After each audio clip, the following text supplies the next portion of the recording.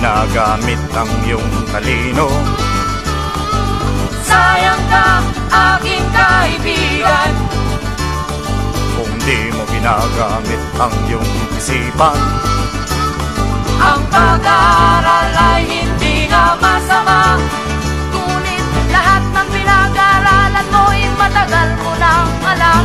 Ang buto ay kailangan tiligin lamang upang maging isang tunay na halaman. Pare ko, sayang ka, kung ika'y musikerong walang nagawang kanta. sayang ka, kung ikaw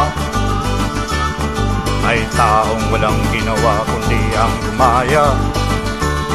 ang lahat ng bagay ay may kalaman.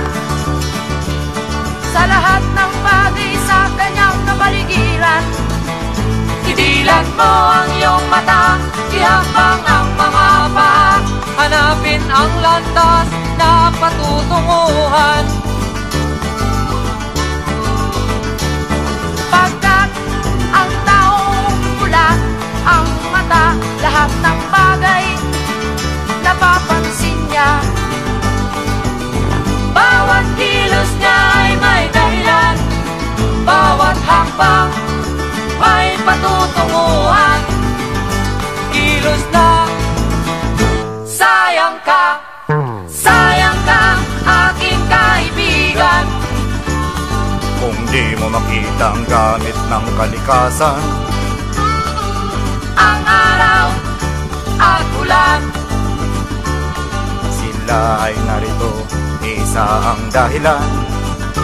sayang ka kung wala kang nakita sa ulan, kung di ang basa sa iyong katawan. Sayang ka kung wala kang nakita sa araw, kundi ang sunog sa iyong balat.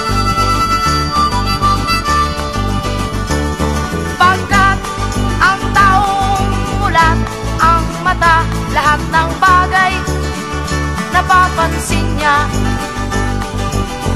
Bawat kilos niya ay may dahilan, bawat hakbang